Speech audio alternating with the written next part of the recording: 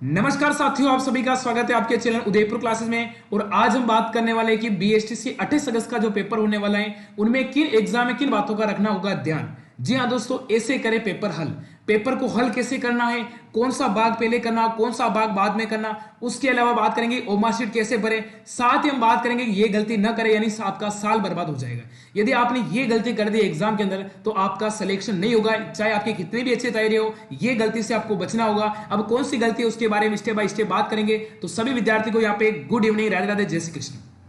कि आंखों में अरमान लिया, मंजिल को अपना मान लिया, मुश्किल क्या आसान क्या, इस बार हमने तो ठान लिया कि बीएसटीसी को पार करनी है। बात करेंगे कि सर जी आपका पेपर में कौन सी ड्रेस कोड रहने वाला है, यानी आप एग्जाम देने चाह रहे हो तो उसमें आपका ड्रेस का कोड क्या रहेगा, कौन सी ड्रेस पहन के जानी है, अब कौन से दस्तावेज साथ में लेके जाना है, और कौन सा पेन को हमारे को यूज करना है, और परीक्षा सेंटर पे कब पहुंचे। इन बातों के साथ साथ हम बात करेंगे कि परीक्षा में किन बातों का रखें ध्यान, यानी पेपर हल कैसे करें, कौन सा भाग पहले करें, और कौन रब कार्य के लिए क्या मिलेगा, रब कार्य के लिए कहां पे हमारे को रब कार्य करना होगा। इन सभी बिंदु पे बात करेंगे। तो स्टेप बाय स्टेप क्लास को शेयर करेंगे। सबसे पहले है कि सर जी आपका ड्रेस कोड क्या रहेगा। देखो, बीएसटीसी में आपकी ड्रेस कोड की बात करें तो प्रवेश पत्र में ड्रेस कोड के बारे में कोई भी यहाँ पे जानकारी नहीं दे रखी है। तो मैं आपको एक ही बात कहूंगा, यानी अपनी मन मर्जी से चलेगा क्या, तो आपकी मन मर्जी तो चलेगी ही, पर आप ऐसी ड्रेस पहन के न जाएं जिससे आपको भी समस्या हो और आगे एग्जाम में जो आपका एग्जाम सेंटर पे जो आपके शिक्षक हैं उनको भी आपकी समस्या हो। यानी अपने आप को यहाँ पे फिट रखें और अपने आप ऐसे कपड़े पहन के जाएं जिसमें आप अपने आप को आराम से यहाँ पे 100% एग्जाम में दे पाओ। ऐसा नहीं हो जाए कि आप ऐसी ऐसी टाइट जींस पहन के चले जाओ जिससे आपको भी परेशानी होगी और आपका पेपर अच्छा नहीं होगा। तो इसमें अपनी मन मर्जी से आप ड्रेस पहन सकते हो। तो मेरा यही मानना है कि आप यहाँ पे नाइट लोअर में जाइए, लोअर टी शर्ट में जाइए, अच्छे से पेपर को अटेंड करें। यहाँ पे ड्रेस कोड के बारे में कोई अपडेट नहीं थी, तो आप अपने मन के हिसाब से कोई भी ड्रेस पहन सकते हो, परंतु आपका टी शर्ट हाफ आस्तीन का होना चाहिए। ऐसा नहीं हो कि वहां जाने के बाद आपका टी शर्ट जो आप पूरी आस्तीन के पहन के जाओगे और फिर वहां से कैंची के काटेंगे। इसलिए पहले से घर से निकलो तो अपना टी शर्ट हाफ आस्तीन का होना चाहिए। ठीक है, चलो अब आगे बात करेंगे कौन से दस्तावेज को लेकर जाना है। सबसे बड़ी बात है और बच्चे यही गलती करते हैं। अक्सर मैंने काफी एग्जाम सेंटर पे देखा है कि बच्चे को एग्जाम से बाहर निकाल दिया जाता है। जी हाँ दोस्तों, किस गलती से निकालते हैं, अपना सबसे पहले तो अपना घर से निकलते हो, सबसे पहले अपना वो आपका जो आपका प्रवेश पत्र है, एडमिट कार्ड, वो आपके पास होना चाहिए।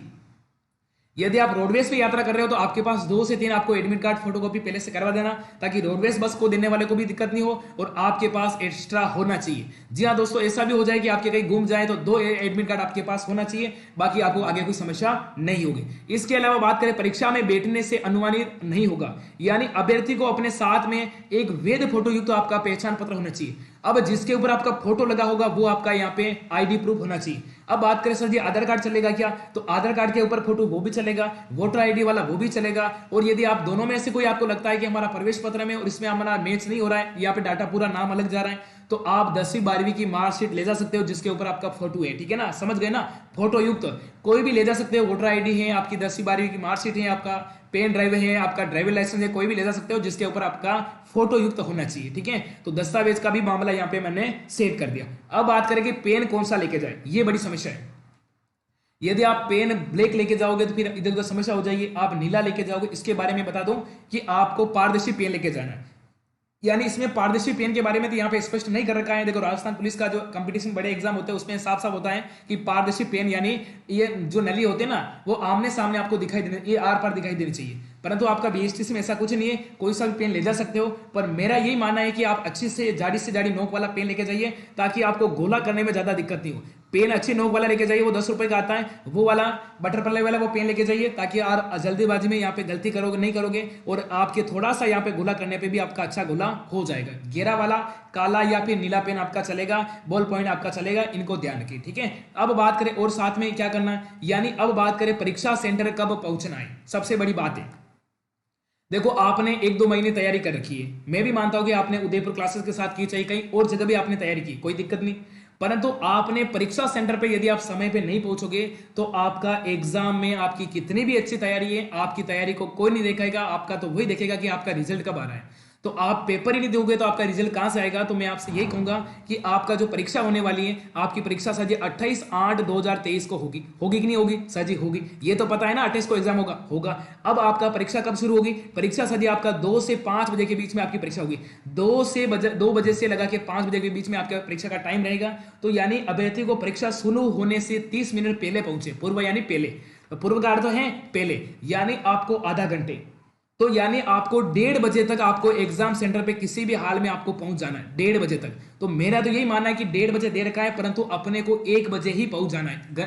आपका परीक्षा शुरू होने से पहले 1 घंटे पहले। इसमें आधा घंटा दे रखा है, परंतु आपको 1 घंटे पहले पहुंचना, ताकि वहां पे आपकी चेकिंग होगी, लाइन में खड़ा रहना होगा, आपका दस्तावेज में नाम चेंज नहीं होगा तो आपको इधर उधर आपको भड़काएंगे, ई मित्र पर जाना पड़ेगा, फोटोकॉपी लानी पड़ेगी। इसलिए आप पहले से जाइए, टाइम से पहले जो भी काम करना टाइम से पहले करना। टाइम का, वक्त का हमारे को इंतजार नहीं करना, समय का कभी इंतजार आपको नहीं करना चाहिए, समय से पहले आपको चलना चाहिए। ठीक है, ये बातें हो गई। अब बात करते सर जी आपका एग्जाम से आपको 1 घंटे पहले पहुंचना है। ये नहीं हो जाए कि आप एग्जाम टाइम ही चाहो कि हम आधा घंटे पहले पहुंचना है, और हो सकता है कि आप ट्रैफिक में फंस जाओ और आपकी गाड़ी लेट हो जाए, ऐसा कुछ दुर्घटना हो जाए और जल्दबाजी में आपका ऐसा कुछ हो जाए। तो इस कारण से घर से थोड़ा जल्दी निकलना और एग्जाम सेंटर पे 1 घंटा आपको पहले पहुंचना। आराम से वहां पे ओमार शीट, आपको यहाँ पे रोल नंबर देख लेना लिस्ट, और तसल्ली से वहां पे बैठ जाना। तो एग्जाम सेंटर पे आपको 1 घंटे पहले पहुंचना। अब बात करें पेपर हल कैसे करें। पेपर हल करने का सबसे अच्छा तरीका बताऊंगा, बस एक बार फटाफट से वीडियो को शेयर कर दीजिए। कैसे करेंगे, यानी पेपर को हल करने का मैं तरीका बता रहा हूं।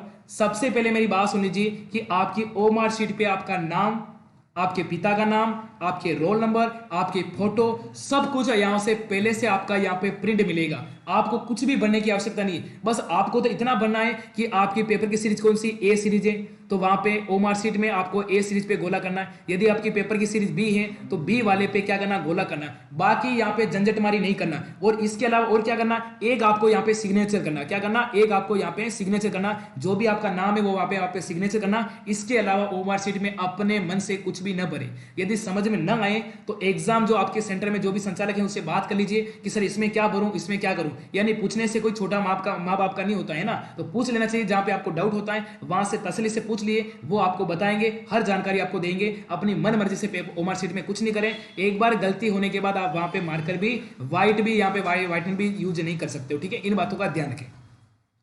अब बात करें पेपर को हल कैसे करें। देखो, पेपर को हल करने का मैं तरीका बता रहा हूं। आपके 200 क्वेश्चन आएंगे, प्रत्येक क्वेश्चन आपका 3 नंबर का होगा, यानी 700 नंबर का पूर्णांक होगा। तो मेरी बात सुन लीजिए, यदि आपको कुछ आता है तो भी 200 क्वेश्चन करना, और कुछ भी नहीं आता है तो भी आपको करके आना, प्रश्न को नहीं छोड़ना है। सबसे पहले मैं बात बताऊं कि इसमें आपकी कोई माइनस मार्किंग नहीं है, कोई नेगेटिव मार्किंग नहीं है। तो आपको सारे के सारे प्रश्न करके आना। क्या पता भोले बाबा दीवाना हो जाए और तुक्का लगाने वाले का भी सिलेक्शन हो जाए। वैसे कभी मैंने देखा नहीं ना सुना है कि तुक्का लगाने वाला कभी सिलेक्शन हुआ, पर क्या पता भोले बाबा और खाटू श्याम वाला बाबा तुम्हारी यहाँ पे है ना, तुम्हारी बात रख ले और तुम्हारी मनोकामना पूरी कर ले, और तुक्का लगाने वाले बच्चों का भी हो जाए तो अच्छी बात है। आपको सारे के सारे प्रश्न क्या करना, 200 के 200 प्रश्न आपको वहां पे अटेंड करके आना। ये बात हो गई। अब बात करें, माना कि आपने रीजनिंग पहले कर रहे हो, माना कि जीके पहले कर रहे हो, तो पेपर हल करने का तरीका बता रहा हूं। जितने भी आप प्रश्न करते हो, माना कि आपने 10 क्वेश्चन कर लिए और आप क्या कर रहे हो, पेपर में टिक लगा रहे हो। इसमें एक है, इसमें बी है, इसमें सी है, इसमें डी है और इसमें आपका ए है। ऐसे करते करते आपने 200 प्रश्न में कहां लगा दिया, पेपर में टिक लगा दिया। और फिर जो आपके परीक्षा सेंटर में जो संचालक होगा वो कहेगा, बेटा लाडला अब तो तेरे पास 5 मिनट का समय है, फटाफट से ओमार शीट में तैयार रखो और फटाफट से पेपर करो। और फिर 5 मिनट में तुम 200 प्रश्न का गोला नहीं कर पाओगे। 200 प्रश्न का गोला करने के लिए कम से कम आपको 35 मिनट का समय लगता है, 25 से 35 मिनट का समय लगता है। मुझे पता है 200 क्वेश्चन पे नजर डालना बहुत यहाँ पे रिक्सी काम होता है, तो ये गलती आप भविष्य में ना करें। बने आपका पेपर अच्छा होगा तो भी आपका सिलेक्शन नहीं होगा। जो ओमार शीट में आपका सही करोगे वही वहां पे चेक होगा। पेपर में आपने कितने भी फूट रहे यहाँ पे ऑप्शन डाल रखे, वो आपका वहां पे चेक नहीं करेगा। आपने ओमार शीट में कितना सही कर रखा है वही आपका चेक होगा, और उसी का आपका यहाँ पे नतीजा आपको देखने को मिलेगा। तो इन बातों को आपको ध्यान रखना है कि ओमार शीट आपको अच्छे से भरनी। ये बात हो गई। तो आपको क्या करना, जैसे कि आपने 10 क्वेश्चन पेपर में टिक लगाए, तो साथ साथ में 10 क्वेश्चन को आपको ओमार शीट में भी टिक लगा देना। ये इंतजार नहीं करना कि मैं पूरा करने के बाद लास्ट में करूंगा। लास्ट करने वाले के बच्चों का क्या होता है, जल्दबाजी में हाथ धड़कन काफी तेज हो गई, अभी हो गई ना, हाँ हो गई सर जी, तो वहां एग्जाम टाइम में धड़कन आपकी काफी और तेज हो जाएगी, और जल्दबाजी में आपको ए जगह गोला करना होगा, वहां पे बी जगह गोला करके आओगे। तो इसलिए आप एक क्वेश्चन एक करते हो तो साथ साथ में गोला भी बढ़ते रहो। मेरा तो यही मानना है कि जो एक क्वेश्चन किया तो साथ साथ में गोला भी कर दो, या आप 5-5 क्वेश्चन का गोला एक साथ कर सकते हो, इससे ज्यादा आपको नहीं करना। ये बात होगी पेपर करने का कैसे हल करें। अब आगे बात करें कि कौन सा भाग पहले करें और ओमार शीट कैसे भरे वो तरीका भी मैं बताऊंगा। जी हाँ दोस्तों, ओमार शीट कैसे भरे उसका वीडियो आएगा मेरा, कल आएगा, एक दिन छोड़ के, यानी कल आएगा, कल शाम को आएगा, शाम को 6 बजे, ठीक है, 25 अगस्त को शाम को 6 बजे आएगा कि ओमार शीट कैसे भरें। आज केवल इनके बारे में कि कौन सा भाग पहले करें, जीके पहले करना है या रीजनिंग करनी है या हिंदी या फिर शिक्षण विषय या फिर इंग्लिश। देखो मेरी बात सुनो, भाग कौन सा पहले करना है, जो आपको अच्छा लगता है वो भाग पहले करो। यहाँ पे किसी ने दे नहीं रखा है कि आपको हिंदी पहले करनी जरूरी है, आपको इंग्लिश करनी जरूरी है। जो आपको आपका जो भाग जिसमें आपकी अच्छी पकड़ है वो आप पहले कर सकते हो। तो मेरे हिसाब से यदि आपका जीके अच्छा है तो जीके पहले करके आओ। और यदि आपको लगता है कि नहीं हम तो सर जी आपके साथ मिलकर मैंने रीजनिंग तैयारी की है और हमें तो रीजनिंग पहले करूंगा, तो हो सके तो आप रीजनिंग भी कर सकते हो, परंतु आपत्ति वाले प्रश्न में अपना टाइम वेस्ट ना करें। मेरी बात सुन लीजिए कि यदि आप मेरे हिसाब से आप पहले जीके करना, मेरे हिसाब से सबसे पहले क्या करना, सबसे पहले 1 नंबर पे देना आपको जीके। जीके के 50 क्वेश्चन कर लेना। यदि पहला क्वेश्चन जीके का यदि आपको नहीं आता, ऐसा टफ क्वेश्चन आ जाए या फिर ऐसा कठिन क्वेश्चन आ जाए वो आपको नहीं आता है, तो उस क्वेश्चन को पढ़ के डिमोटिवेट नहीं होना कि सर जी अब तो हमारा नहीं आ रहा हो तो बाकी क्वेश्चन भी नहीं आएंगे, ऐसा नहीं करना। नहीं आ रहा है तो फटाफट से पहले वाले क्वेश्चन पे क्या कर दो, आपका यहाँ पे उसको इंटू कर दो, उसको बाद में देखेंगे, टाइम मिलेगा बाद में देखेंगे। और यदि बाद में टाइम नहीं मिला तो लास्ट में तो बेरू बाबा जी का नाम लेके गोला तो करके आना ही है, ठीक है। तो इसलिए एक क्वेश्चन के ऊपर ज्यादा फोकस नहीं करना है और उस क्वेश्चन से आप डिमोटिवेट हो जाओगे, ध्यान रखना। यानी नहीं आता है तो उस प्रश्न को इंटू करो और आगे चलो। आगे प्रश्न आपको सभी आएंगे क्योंकि आपने तैयारी मेरे साथ की है, तो आगे क्वेश्चन आएंगे। हो सकता है कि 1-2 क्वेश्चन आपको नहीं आता है तो उससे देखकर आपको घबराना नहीं कि सर मुझे नहीं आ रहा अब क्या करूं, आगे सारे के सारे क्वेश्चन आपको आने वाले मिलेंगे। अब बात करें रीजनिंग, सेकंड पे करनी है आपको रीजनिंग। रीजनिंग में मेरी बात सुनो, आपको लगता है कि प्रतिशत और लाभ आने वाला कठिन कठिन अटपटा क्वेश्चन आ गए जो कभी हमने सिलेबस में ना तो सर ने पढ़ाए ना कभी सिलेबस में दे रखे हैं, तो अटपटे क्वेश्चन आ गए तो उस क्वेश्चन को फटाफट से क्या कर दो, इंटू कर दो। उसके ऊपर नजर डालनी नहीं है, उसके ऊपर नजर कब डालनी है, लास्ट में टाइम बचेगा उसके ऊपर नजर डालेंगे, उससे पहले नजर नहीं डाला। पहले आपको जो आता है रीजनिंग में वो सबसे पहले कर दो और नहीं आता है तो इंटू करते जाओ और लास्ट में उसको देख लेंगे। फिर कर लो 3 नंबर पे आपको कर लो हिंदी को और 4 नंबर पे कर दो आपको शिक्षण अभिरुचि को और 5 नंबर पे आपको इंग्लिश में वैसे कुछ आता ही नहीं है तो इंग्लिश को सबसे बाद में रखना। और यदि आता है तो अच्छी बात है और नहीं आता है तो इंग्लिश में तुक्का कैसा लगाए वो वीडियो भी मेरा एक दिन में आने वाला है, कल आने वाला है। और कल मेरा ओमार शीट के बारे में वीडियो आने वाला है, तो आपको चिंता नहीं करनी है, ना निराश होने की आवश्यकता है। अब बात करें सर जी रब कार्य कहां करें, अरे घर से कोई कॉपी लेके जानी पड़ेगी क्या, सर जी रीजनिंग आप पढ़ाते हो तो हम घर, आप कहते हैं ना पेन कॉपी लेके बैठो, तो पेपर में भी पेन कॉपी लेके बैठेंगे क्या, अरे पेन कॉपी लेके नहीं बैठना है। ना ही आपको प्रवेश पत्र पे कुछ यहाँ पे कुछ उल्टा सुल्टा लिखना है, प्रवेश पत्र पे भी कुछ नहीं लिखना।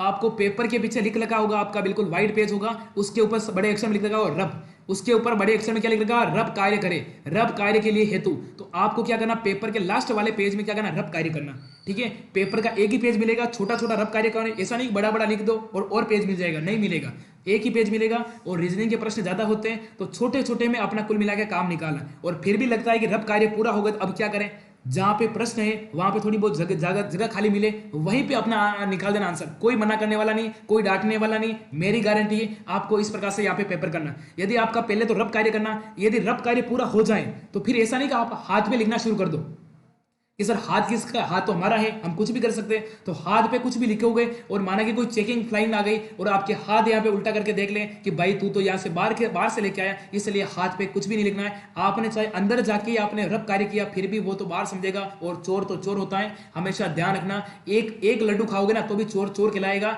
और ध्यान रखना है कि आपको हाथ पे कुछ भी नहीं लिखना है, रब कार्य पे करना है। रब कार्य पूरा हो जाए तो जहां पे प्रश्न की जगह आगे जगह खाली मिले, ऊपर मिले नीचे मिले, वहां पे अपने प्रश्न को सोल्व कर देना। ये जानकारी यदि आपको कैसा लगी, अच्छी लगी तो प्यारा सा कमेंट जरूर करना।